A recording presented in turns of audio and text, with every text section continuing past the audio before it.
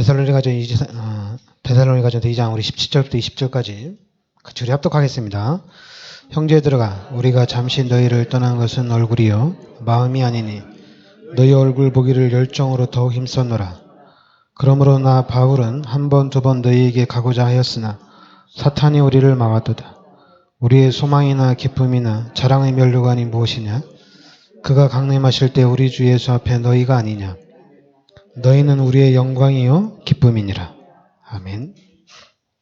자, 18절에 보면 나 바울은 한 번 두 번 너희에게 가고자 하였으나 사탄이 우리를 막았도다. 그래서 여러분들이 오늘 말씀대로 사단의 방해,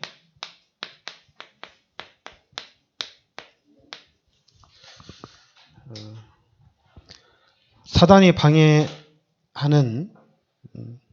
그러니까 사단이 실질적으로 역사하고 있구나. 그래서 이 사단의 역사를 우리가 좀 잘 봐야 될 줄 믿습니다. 그런데 이 사단이 역사를 하는데 고린도후서 4장 12절에 보면 이 사단은 우리를 혼미케 한다 이렇게 나옵니다.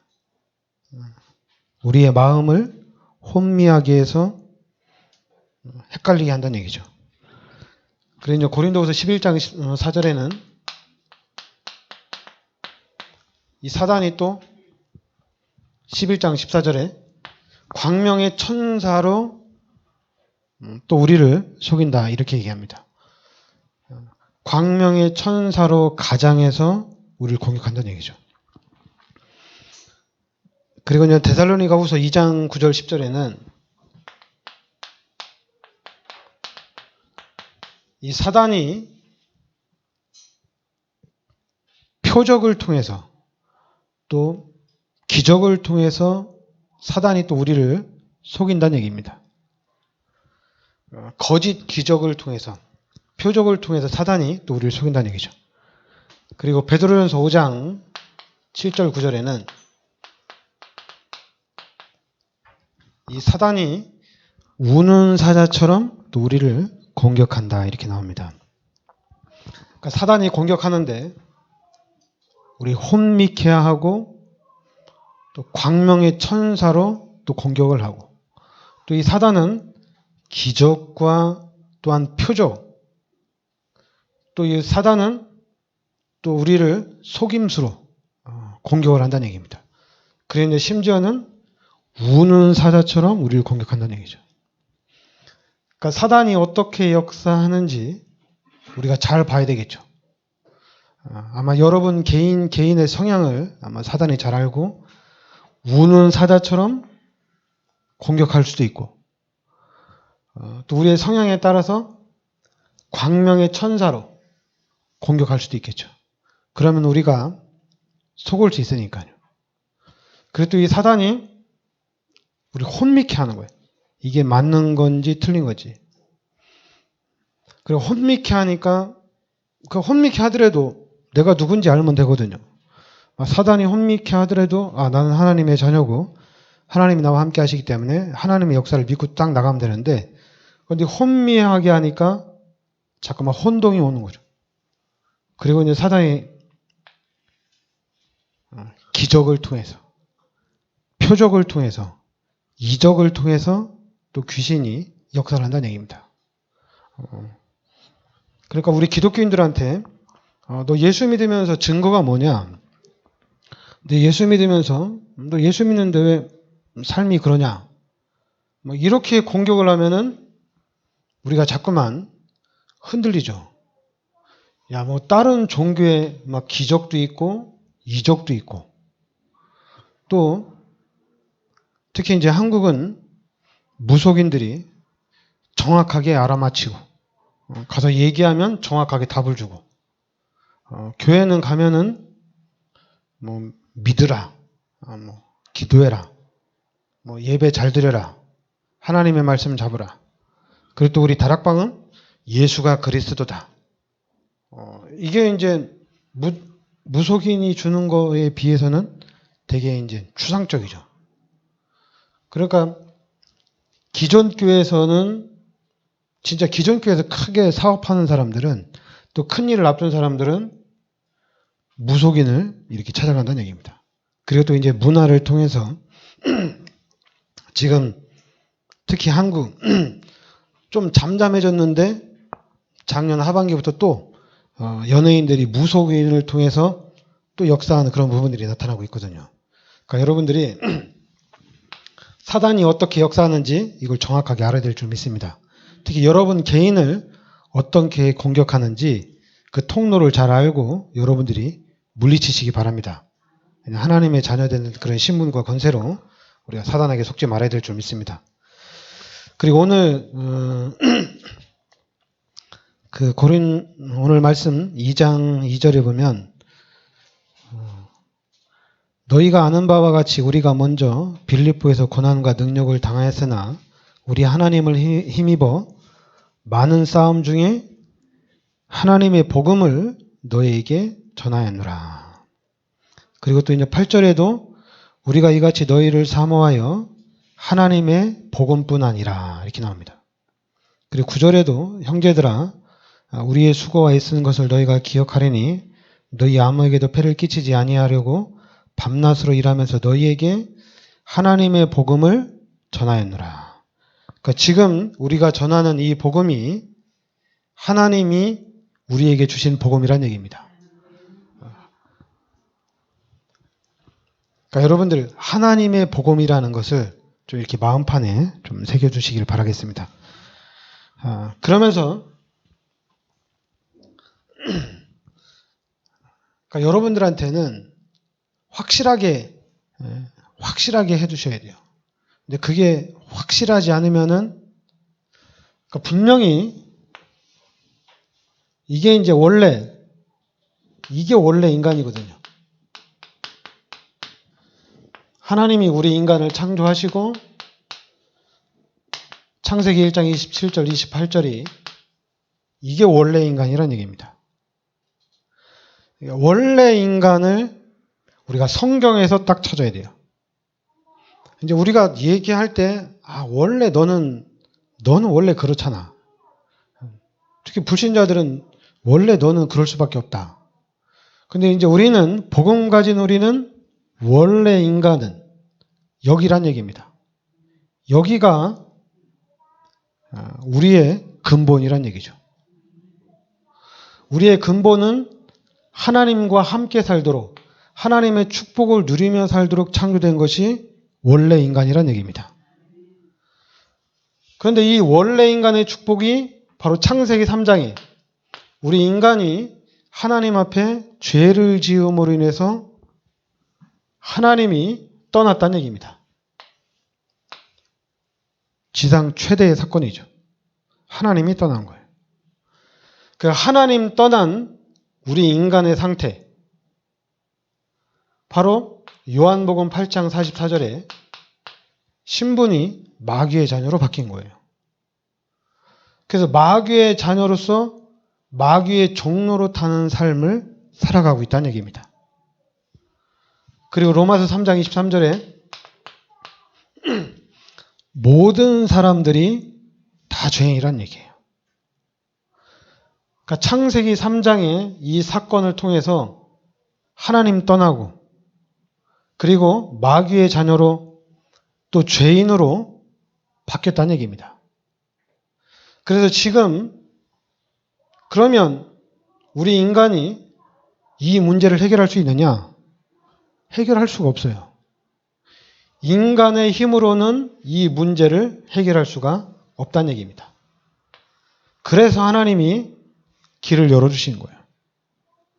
하나님이 길을 열어주셨는데 그 길이 바로 창세기 3장 15절에 여자의 후손이란 얘기입니다. 이 여자의 후손이 마태복음 1장 18절부터 23절에 예수님을 이 땅에 보내주셨는데 이 예수가 바로 마태복음 16장 16절에 그리스도란 얘기입니다. 우리의 모든 죄를 십자가에 대속하여 주시고 그래서 인류의 모든 죄를 십자가에서 다 끝내신 거죠. 그리고 하나님을 만날 수 있는 길을 열어주시고 마귀 문제를 해결해 주신 그리스도란 얘기입니다. 그래서 우리는 이 그리스도의 은혜로 예수 그리스도를 영접함으로 인해서 하나님의 자녀가 된다는 얘기입니다. 그러니까 이제는 우리는 마귀의 자녀에서 죄인에서 하나님의 자녀로 바뀐 거예요. 그래서 고린도전서 3장 16절에 너희가 하나님의 성전인 것과 하나님의 성령이 너희 안에 거하는 것을 알지 못하느냐. 그러니까 여러분들은 이제 하나님이 거하는 성전이란 얘기입니다. 하나님이 내 안에 들어오셨어요. 그래서 이제는 하나님이 함께 하시겠다는 얘기입니다. 하나님께서 역사를 해나가겠다는 얘기예요. 그런데 문제가 계속되는 게 뭐냐면 바로 불신자 상태에 있는 이 문제예요. 마귀가 만들어 놓은 이 함정과 틀과 올무에 우리가 갇혀 있다는 얘기입니다. 그리고 이 마귀의 것으로, 세상의 것으로, 육신의 것으로 이게 각인되고 뿌리내리고 체질이 되어 있다는 얘기예요.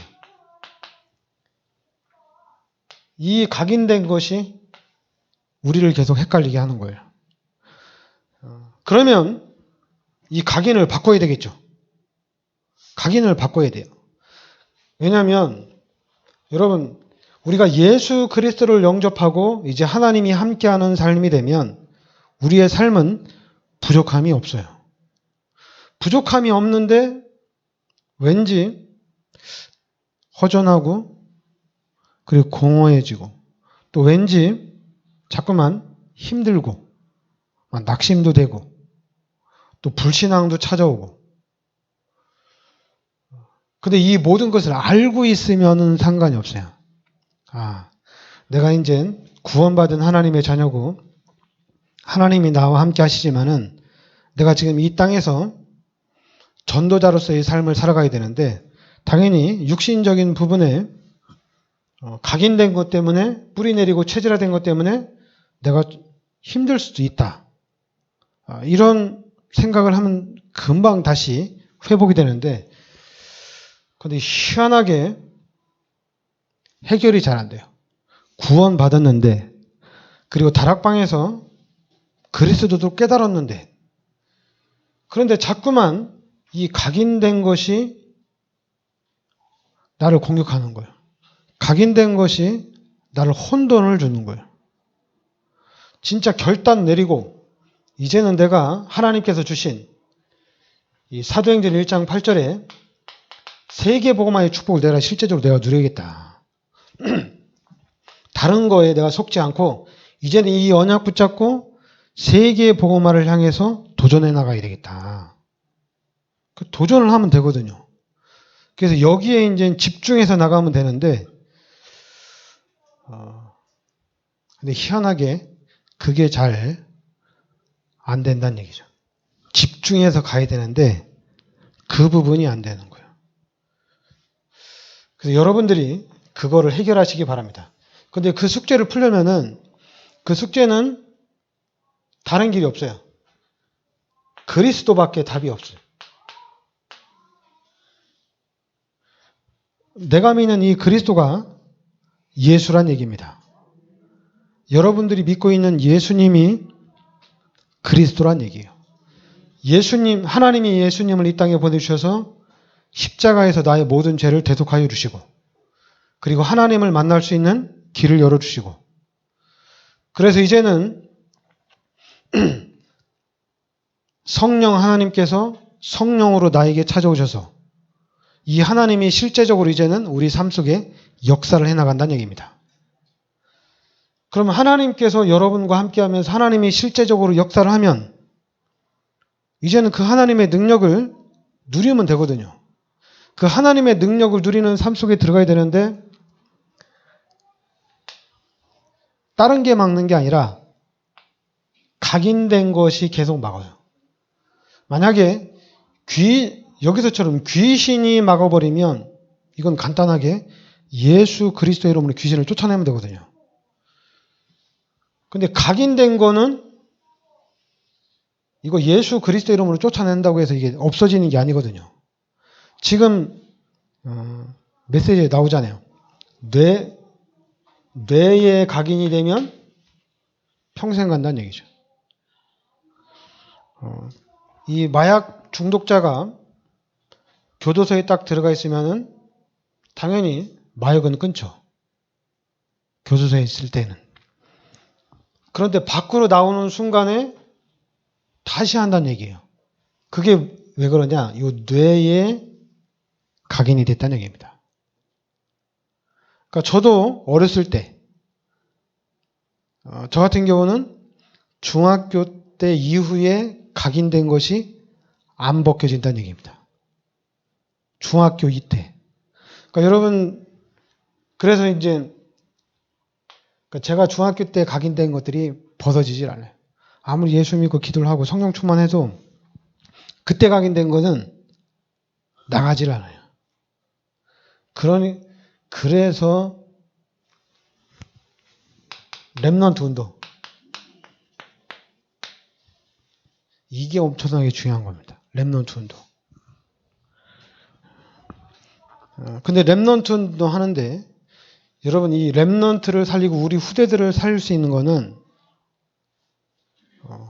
지금 한국의 교회를 생각하면 뭐 다락방에 우리 훈련을 생각하면은 거기에는 답이 없어요.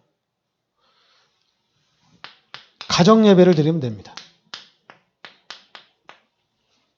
그러면 우리 렘넌트들 살릴 수가 있어요. 가정 예배를 드리면 돼요. 그리고 여러분들이 렘넌트 운동이 얼마나 심각한가, 이게 얼마나 중요한가를 알고 여기에다가 여러분들이 24시 기도 운동을 펼치면 됩니다. 왜냐하면 우리 후대들, 우리 렘넌트들 문화를 통해서 당연히 문화겠죠. 문화를 통해서 각인이 되면 이게 벗겨지질 않거든요.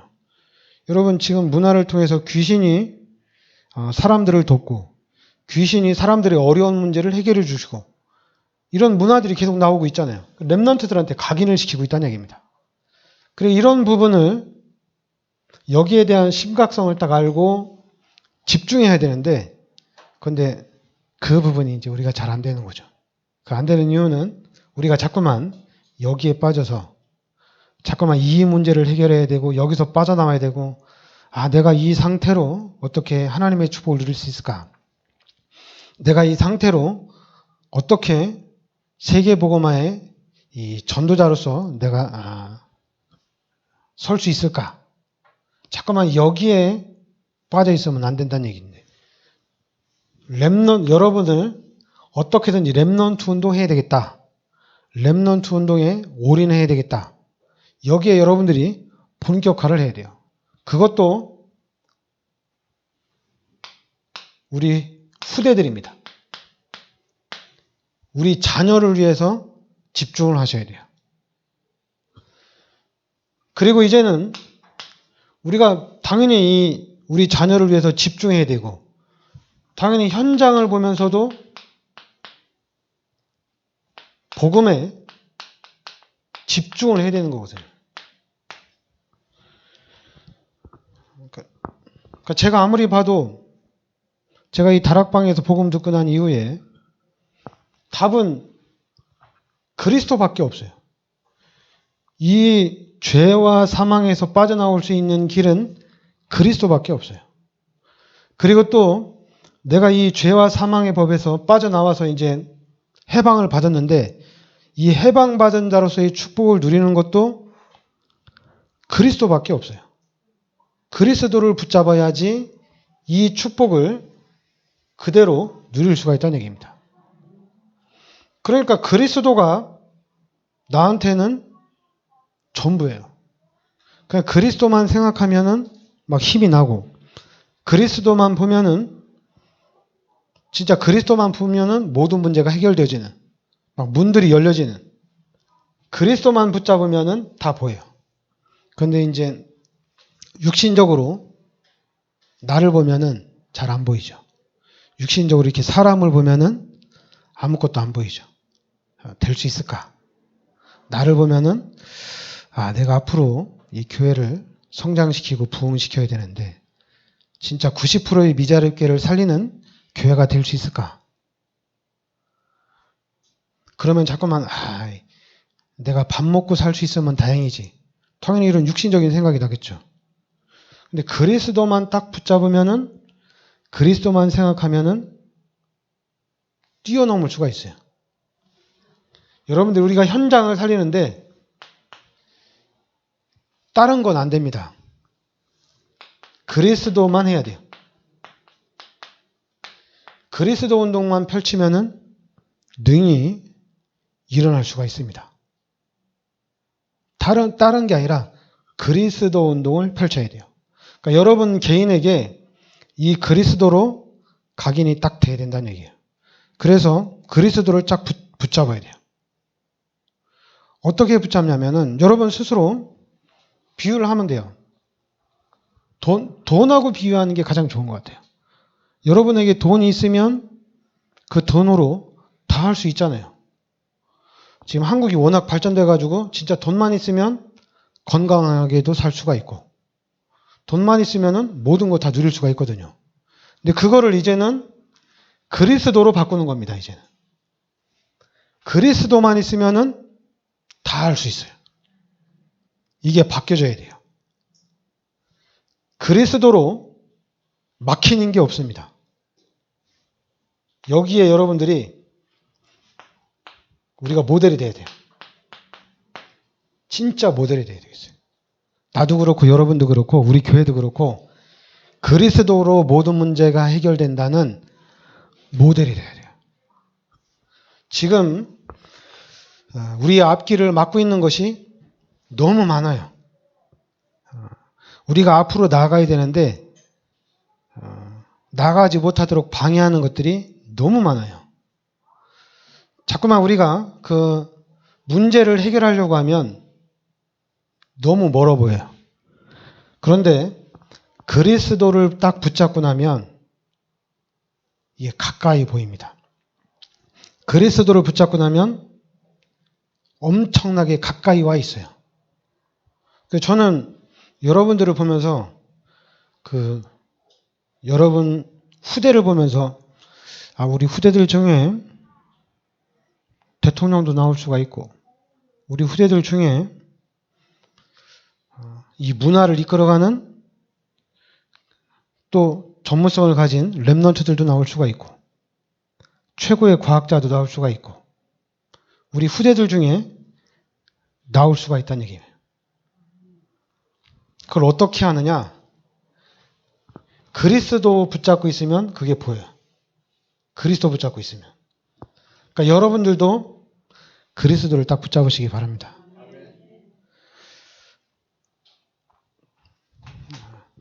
다른 건 없는 것 같아요. 그리스도만 딱 붙잡고 있으면은 하나님께서 역사하실 줄 믿습니다. 사단은 자꾸만 환경 또 상황 이런 부분에 자꾸만 우리를 속이는데 그것보다도 그리스도를 정확하게 딱 붙잡고 그리스도 안에서 우리가 그리스도를 실제적으로 누리고 여러분과 제가 또 우리 다락방에서 우리 교회가 그리스도의 참 모델이 되어야 될 줄 믿습니다. 기도합시다. 하나님 은혜를 감사드립니다. 하나님께서 저희들을 예수가 그리스도라는 이 비밀 속으로 인도하여 주시니 감사드립니다. 이 그리스도가 실제로 우리 삶 속에 모든 문제 해결자 되심을 믿습니다. 그래서 우리가 그리스도를 누리고 그리스도의 참 증인으로 서게 하여 주시옵소서. 이 사단이 수단과 방법을 쓰지 않고 여러 가지 방법으로 우리의 약점을 알고 사단이 방해를 하고 사단이 공격할 텐데 우리가 그리스도 예수 이름으로 정확하게 이 흑암의 세력을 물리치게 하여 주시옵소서. 그래서 하나님께서 예비하신 모든 축복을 누리는 역사가 있게 하여 주시옵소서. 예수 그리스도 이름으로 기도합나이다.